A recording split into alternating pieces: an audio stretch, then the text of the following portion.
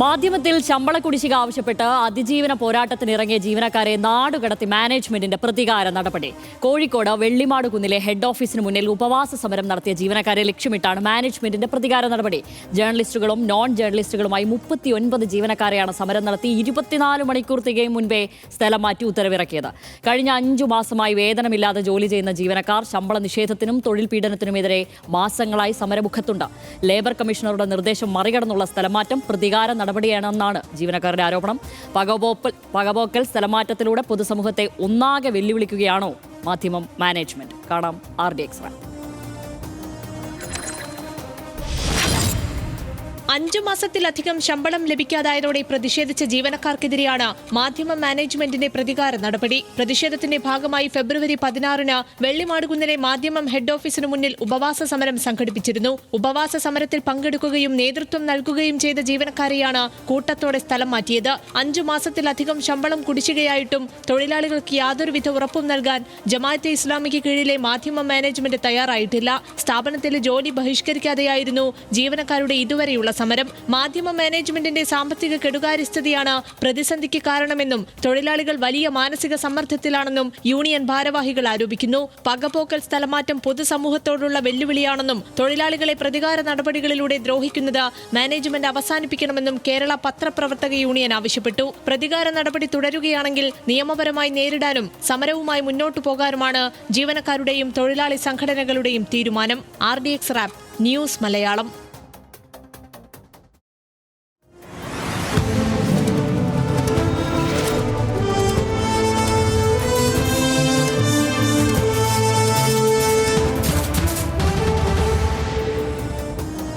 പ്രതിസന്ധി ഘട്ടങ്ങളിലും മാധ്യമ മാനേജ്മെന്റിനെ ജീവനക്കാർ പരമാവധി സഹായിച്ചു. 2020 ജനുവരി മുതൽ 27 മാസം DA വർധന ജീവനക്കാർ വേണ്ടെന്നു വെച്ചു. 2020 ഏപ്രിൽ മുതൽ 2021 മാർച്ച് വരെ 12 മാസം 15% ശമ്പളം വിട്ടു നൽകി. 2021 ഏപ്രിൽ മുതൽ 2021 സെപ്റ്റംബർ വരെ 6 മാസം 7.5% ശമ്പളം വിട്ടു നൽകി. 2020 മെയ്യിലെ ശമ്പളം മുഴുവനായും പിന്നീട് തരാമെന്ന ഉറപ്പിൽ വിട്ടു നൽകുകയും ചെയ്തിട്ടുണ്ട്. 2021 ഒക്ടോബർ മുതൽ 2022 മാർച്ച് വരെ 7.5% വിട്ടു നൽകി. 2021 ജൂലൈയിൽ കരാർ പ്രകാരമുള്ള DA പുനഃസ്ഥാപിച്ചില്ലെന്നും ജീവനക്കാർ പറയുന്നു. 2022 മാർച്ച് വരെ 9 മാസം DAയിലെ വർദ്ധിച്ച തുക ജീവനക്കാർക്ക് നൽകിയിട്ടുമില്ല. വേജ് ബോർഡ് ശമ്പളമുള്ള ജീവനക്കാരെ ക്ലാസ് 4 നിന്ന് ക്ലാസ് 5 താഴ്ത്തി. വാർഷിക ഇൻക്രിമെന്റ് നിലച്ചു. ഭാവിയിലെ ശമ്പള വർധനവും ഇല്ലാതെയാക്കി. ജീവനക്കാർക്കുള്ള നൈറ്റ് അലവൻസും മെഡിക്കൽ അലവൻസും വെട്ടിക്കുറച്ചു. സ്റ്റാഫ് വെൽഫെയർ ഫണ്ടിലേക്ക് നൽകിയ 4 കോടി രൂപ മാനേജ്മെന്റ് വകമാറ്റി ചെലവഴിച്ചു. ഫണ്ട് വകമാറ്റിയതോടെ ജീവനക്കാർക്കുള്ള വായ്പ സഹായ വിതരണങ്ങൾ നിലച്ചു. ജീവനക്കാരിൽ നിന്ന് പിരിച്ചെടുത്ത 30 ലക്ഷം രൂപ മാനേജ്മെന്റിന്റെ കൈവശമാണ് നിലവിലുള്ളത്. MEU അംഗങ്ങളിൽ നിന്ന് പിരിച്ച 8 ലക്ഷത്തോളം രൂപ തിരികെ കൊടുത്തിട്ടില്ല. കഴിഞ്ഞ 9 വർഷമായി ജീവനക്കാർക്ക് ബോണസോ ഫെസ്റ്റിവൽ അലവൻസോ നൽകിയിട്ടുമില്ല. ഇതൊക്കെയാണ് സനീഷ് മാനേജ്മെന്റിന്റെ ക്രൂരതയും. അവിടെയുള്ള തൊഴിലാളികൾ വലിയ തൊഴിൽ നിഷേധം തന്നെയാണ് നിലവിൽ അനുഭവിക്കുന്നത് എന്നാണ്. എന്താണ് ഈ മാനേജ്മെന്റിൽ സത്യത്തിൽ നടക്കുന്നത്? ഇത് ശ്യാമിലി, നമ്മൾ വളരെ ഗൗരവത്തോടെയും പൊതുസമൂഹമാകത്തിന് ഇപ്പോൾ ഒരു തെരഞ്ഞെടുപ്പ് കാലത്തേക്ക് പോവുകയാണല്ലോ. സത്യത്തിൽ നമ്മുടെ മുഖ്യധാര രാഷ്ട്രീയ പാർട്ടികൾ, കോൺഗ്രസും CPM-ഉം BJP-യും പോലുള്ള മുഖ്യധാര രാഷ്ട്രീയ പാർട്ടികളും നമ്മുടെ സർക്കാർ സംവിധാനങ്ങളും ഒക്കെ ശ്രദ്ധ വരുത്തേണ്ടുന്ന ഒരു പ്രധാനപ്പെട്ട കാര്യമാണിത്. ഇപ്പോൾ ലേബർ ഡിപ്പാർട്ട്മെൻറ്റ് പരിശോധന നടത്തുന്നുണ്ട്. ഇപ്പോൾ നമ്മുടെ നാട്ടിൽ ഇപ്പോൾ നമ്മുടെ തൊഴിൽ മേഖലയിൽ, ഈ ചാനൽ തൊഴിൽ മേഖലയിൽ ഇപ്പോൾ എല്ലാവർക്കും അറിയാവുന്ന വിധത്തിൽ ഈ ആളുകൾ, പുതിയ സ്ഥാപനങ്ങൾ വരുന്നു, നിറയെ ശമ്പളമുള്ള തൊഴിലാണിത് എന്ന മനസ്സിലാക്കൽ പൊതുസമൂഹത്തിലാകെ തന്നെ വരുന്നു. മാധ്യമപ്രവർത്തനത്തിന് കുറെ കൂടെ ഗൗരവമുള്ള ഒരു കാര്യമാണെന്ന് ആളുകൾ കാണുന്നു. അപ്പോൾ അതേ സമയത്ത് കേരളത്തിലെ ഏറ്റവും പ്രധാനപ്പെട്ട മാധ്യമ സ്ഥാപനങ്ങളിൽ ഒന്നിനെ ആ മാധ്യമ സ്ഥാപനമാക്കാൻ, അതിൻ്റെ ഹൈറ്റ്സിലേക്ക് അതിനെ എത്തിക്കാൻ വേണ്ടി പണിയെടുത്ത ജേർണലിസ്റ്റുകൾ അവിടെ സമരം ചെയ്യുകയാണ്. 5 മാസമായിട്ട് ശമ്പളം കിട്ടിയിട്ടില്ല എന്നാണ് അവിടെയുള്ള പല ആളുകളും പറയുന്നത്. അതും മലയാള മനോരമ, മാതൃഭൂമി, ദേശാഭിമാനി, നമ്മുടെ കേരളത്തിലെ ഏറ്റവും പ്രധാനപ്പെട്ട 1, 2, 3 എന്ന നിലക്ക് വരുന്ന സ്ഥാപനങ്ങൾ, പത്രസ്ഥാപനങ്ങൾ ഇവയാണ്. അതിൽ ദേശാഭിമാനി അവരുടെ ഈ വരിസംഖ്യ അല്ലെങ്കിൽ വരിക്കാരെ ചേർക്കുന്ന ക്യാമ്പയിൻ നടക്കുന്ന സമയമാകുമ്പം അവരൊരുപക്ഷെ അവരുടെ നമ്പർ ഇതിൻ്റെ അടുത്തോ തന്നെയോ അല്ലെങ്കിൽ ഇതിന് മുകളിലോ ഒക്കെ എത്താറുണ്ട്. അത് ഏതായാലും ഇവർ 3 പേരുമാണ് കേരളത്തിലെ ഏറ്റവും പ്രധാനപ്പെട്ട പത്രസ്ഥാപനങ്ങളെന്ന് നമുക്കറിയാം. അത് കഴിഞ്ഞാൽ വല്ലാത്ത തോതിൽ, ഭയങ്കരമായി നല്ല തോതിൽ വളർന്ന ഒരു സ്ഥാപനമാണ് മാധ്യമം, പത്രം. അത് PK ബാലകൃഷ്ണൻ പോലെ കേരളത്തിലെ ഏറ്റവും പ്രധാനപ്പെട്ട ബുദ്ധിജീവികളുടെ ഒരാളുടെ ഈ പത്രാധിപത്യത്തിൽ കുറേ കാലം പോയി. പിന്നീട് ഒരുപാട് നല്ല ജേർണലിസ്റ്റുകൾ, പത്രാധിപരായിട്ടാണെങ്കിലും ഒരുപാട് നല്ല ജേർണലിസ്റ്റുകൾ, അല്ലെങ്കിൽ സാധാരണ പത്രക്കാരായിട്ടാണെങ്കിലും, എന്ന് വെച്ചാൽ പത്രാധിപരും മറ്റു എഡിറ്റർമാരും ഒക്കെ ആയിട്ടും ഒരുപാട് നല്ല ജേർണലിസ്റ്റുകൾ ഉള്ള സ്ഥാപനമാണ് മാധ്യമം.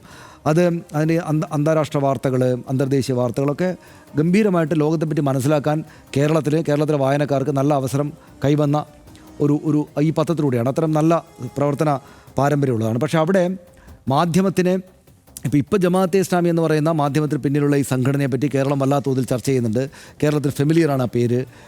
മീഡിയ വൺ എന്നൊരു സ്ഥാപനം കൂടെ അവർക്കുണ്ട്. അപ്പോൾ കേരളത്തിൽ കുറേ കൂടെ ഫെമിലിയറാണ്. പക്ഷേ ജമാഅത്തെ ഇസ്ലാമി ഇത്രക്കൊന്നും ഫെമിലിയർ അല്ലാതിരുന്ന കാലത്ത്, ചെറിയൊരു സംഘം മാത്രമായിരുന്നൊരു കാലത്ത്, ഇപ്പോൾ അവർക്കുണ്ടായിരുന്ന ആശയപരമായിട്ടുള്ള ശക്തിയും മറ്റൊന്നും ഒട്ടും ഇല്ലാതിരുന്നൊരു കാലത്ത് അവർക്ക് പൊതുസമൂഹത്തിനകത്ത് നല്ല ഒരു എന്താ പറയുക ശക്തി ഉണ്ടായിക്കൊടുക്കാൻ ഈ മാധ്യമം പത്രത്തിലൂടെ കൂടിയാണ് സാധിച്ചത്. അത് അവരുടെ ഡെഡിക്കേറ്റഡ് ആയിട്ടൊരു വർക്ക് അതിനകത്തുണ്ട്. ജമാഅത്തെ ഇസ്ലാമിയുടെ പ്രവർത്തകർ, അതിൻ്റെ സാധാരണക്കാരായ പ്രവർത്തകർ അവരുടെ പത്രം എന്ന് കണ്ടിട്ട് അതിനെ കഠിനാധ്വാനം ചെയ്തിട്ട്, രാപകലില്ലാതെ അധ്വാനം ചെയ്തിട്ട് കൂടിയാണ് അതിനെ ആ നിലക്ക് എത്തിച്ചത്. അപ്പോൾ ആ സംഘടനയുടെ പ്രവർത്തകർക്കും അതിനകത്തൊരു പങ്കാളിത്തമുണ്ട്. പക്ഷേ അതുപോലൊരു പത്രം ഇപ്പോൾ നമ്മുടെ നാട്ടിൽ പത്രവ്യവസായം ബുദ്ധിമുട്ട് നേരിടുന്നു എന്ന് ലോകവ്യാപകമായിട്ട് ആളുകൾ കാര്യങ്ങൾ പറയുന്നുണ്ടെങ്കിലും ഇവിടെ മനോരമയും മാതൃഭൂമിയൊക്കെ നല്ല നിലക്കാണ് കാര്യങ്ങളെ കൊണ്ടുപോകുന്നത്. ദേശാഭിമാനിയും ഇപ്പോൾ നമ്മുടെ നാട്ടിലുള്ള പത്രങ്ങളെല്ലാം അവരവരുടെ കാര്യങ്ങളൊക്കെ വളരെ വെടുപ്പായിട്ട് കൊണ്ടുപോകുന്ന സംവിധാനങ്ങളാണ്.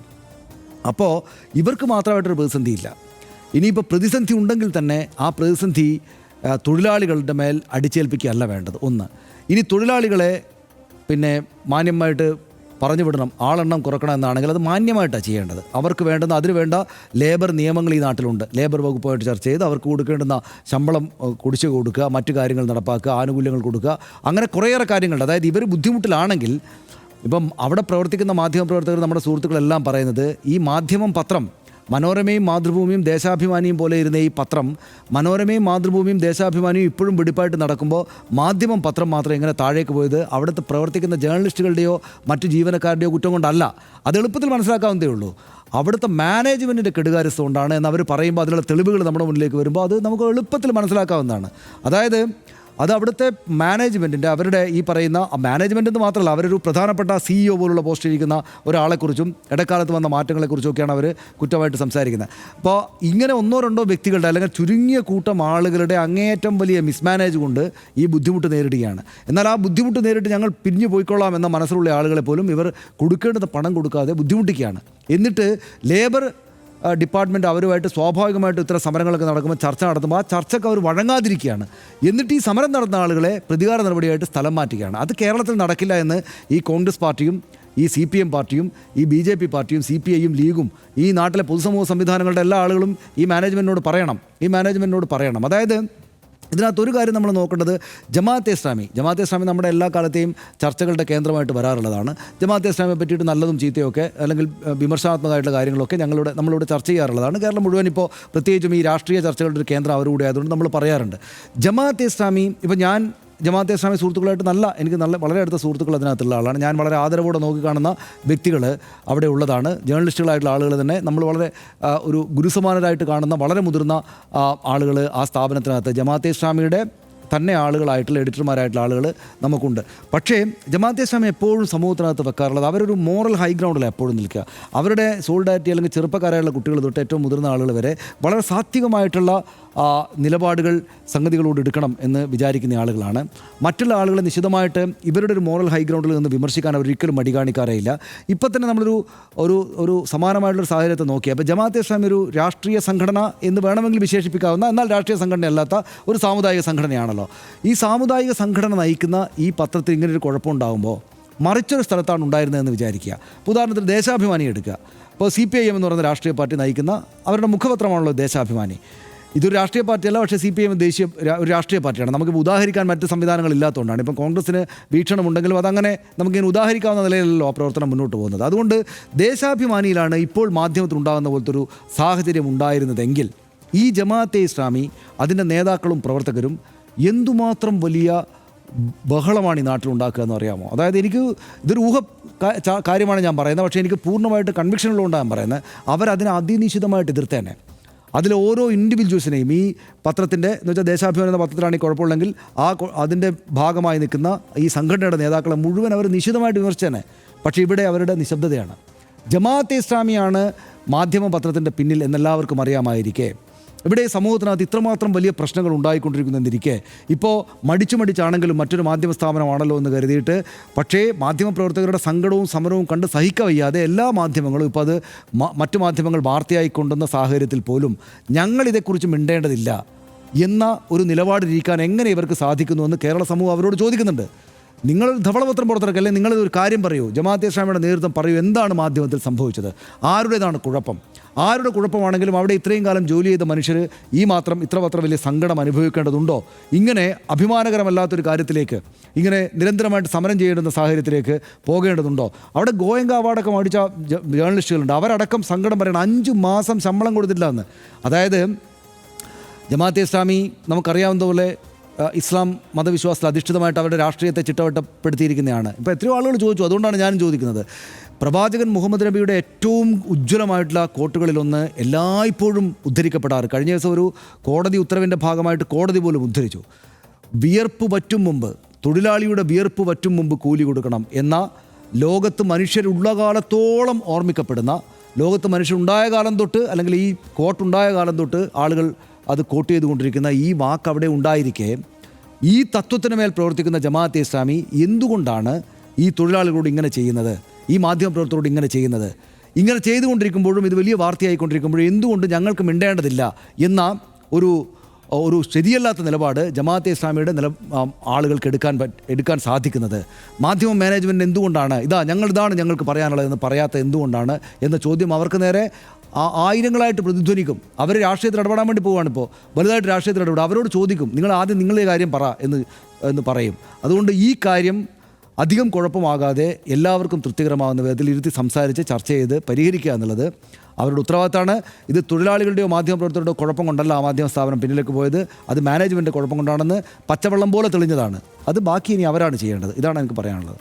അതിനോട് കൂട്ടിച്ചേർക്കാൻ മാത്രമേ എനിക്കുള്ളൂ. ഏറ്റവും പ്രധാനപ്പെട്ടത് ഈ പറയുന്നത് പോലെ ജോലിക്ക് കൂലി എന്നുള്ളത് ഒരു പ്രാഥമികമായ അടിസ്ഥാനപരമായ കാര്യമാണ്. അവിടെ ജോലി ചെയ്യുന്നത് ഈ പറയുന്നത് പോലെ ക്രൈസിസ് സിറ്റുവേഷനിൽ പോലും അവരെ സേവിച്ച ഒരു കൂട്ടം ജോലിക്കാരാണ്, ജീവനക്കാരാണ് അവിടെ ഉള്ളത്. അവരെ കാണാതെ പോകരുത് എന്ന് തന്നെയാണ് പറയുന്നത്. മറ്റേ അതിൻ്റെ രാഷ്ട്രീയ വശങ്ങളൊക്കെ തന്നെയും സനീഷ് പറഞ്ഞു. CPM അടക്കമുള്ള സംഘടനകൾ ഈ പറയുന്ന പോലെ സമരത്തിനൊരു പിന്തുണ പ്രഖ്യാപിക്കുകയും ചെയ്തിട്ടുണ്ട്. അപ്പോഴും വേറൊരു കാര്യം കൂടെ ഞാൻ ചേർത്ത് വെക്കുന്നുണ്ട്. ഈ പറയുന്നത് പോലെ അവരുടെ ഒരു മോറൽ ഉറച്ചു നിന്ന് ഇത്തരം കാര്യങ്ങൾ ചോദ്യം ചെയ്യുന്നില്ല എന്ന് നമ്മൾക്ക് അങ്ങ് അടച്ചു പറയാൻ പറ്റില്ല. കാരണം സോഷ്യൽ മീഡിയയിലൂടെ ഈ പറയുന്നത് പോലെ ജമാഅത്തെ ഇസ്ലാമി പേജുകളിലും ചില വെൽഫെയർ പാർട്ടി പേജുകളിലൂടെയൊക്കെ അവരുടെ നേതാക്കളും ചില അണികളുമൊക്കെ അതൊരു ഔദാര്യം, നമ്മൾ തന്നൊരു ഔദാര്യം നിങ്ങൾക്ക് ഈ ജോലി എന്ന നിലയ്ക്ക് ഈ പറയുന്ന ആളുകളെ ആക്ഷേപിക്കുന്ന രീതിയിൽ ചില കാര്യങ്ങളൊക്കെ ഉണ്ട്. ഞാൻ അതിനോട് കൂട്ടിച്ചേർക്കാൻ മാത്രമേ ഉള്ളൂ.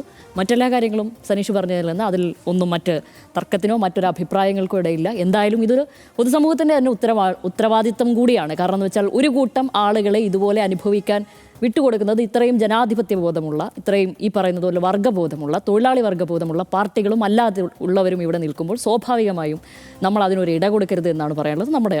നമ്മൾ കൂടി അതിൻ്റെ ഭാഗമായി നിന്ന് ഈ കാര്യത്തിൽ അവർക്കൊപ്പം നിൽക്കണം, ഐക്യപ്പെടണം എന്നാണ് എനിക്കും പറയാനുള്ളത്. എല്ലാ മേഖലയിലെയും നീതി നിഷേധങ്ങൾക്കും ചൂഷണങ്ങൾക്കുമെതിരെ പരിധികൾക്കും പരിമിതികൾക്കും ഉള്ളിൽ നിന്ന് ശബ്ദമുയർത്തുന്നവരാണ് മാധ്യമപ്രവർത്തകർ. 5 മാസത്തിലധികമായി ശമ്പളം ലഭിക്കാത്ത മാധ്യമം പത്രത്തിലെ തൊഴിലാളികൾ അതിജീവനത്തിന്റെ പാതയിലാണ്. പ്രതിസന്ധി ഘട്ടങ്ങളിലെല്ലാം കൂടെ നിന്ന തൊഴിലാളികളെയാണ് മാധ്യമം ദിനപത്രം മാനേജ്മെന്റും അവരെ നിയന്ത്രിക്കുന്ന ജമാഅത്തെ ഇസ്ലാമിയും ചവിട്ടി പുറത്താക്കാൻ ശ്രമിക്കുന്നതെന്ന് സങ്കടകരമാണ്. സമരം ചെയ്യുന്ന വനിതാ മാധ്യമ പ്രവർത്തകരെ പോലും അപമാനിച്ച സൈബർ ലോകത്ത് ജമാഅത്തെ ഇസ്ലാമിയുടെ വെട്ടുകിളിക്കൂട്ടങ്ങളും പ്രത്യക്ഷപ്പെട്ടിട്ടുണ്ട്. മാസങ്ങളായി തൊഴിൽ മുടക്കാതെ സമരത്തിന്റെ പാതയിലുള്ള മാധ്യമപ്രവർത്തകരെ പ്രതികാര നടപടികളുമായി നേരിടുന്നത് ശക്തമായി എതിർക്കപ്പെടണം. ജീവനക്കാരുടെ വെൽഫെയർ ഫണ്ടായ കോടികൾ വരുന്ന തുക തട്ടിയെടുത്ത മാനേജ്മെന്റിന്റെ നീതികേടിനെക്കുറിച്ച് ഇനിയും ഉറക്കെ സംസാരിക്കപ്പെടണം.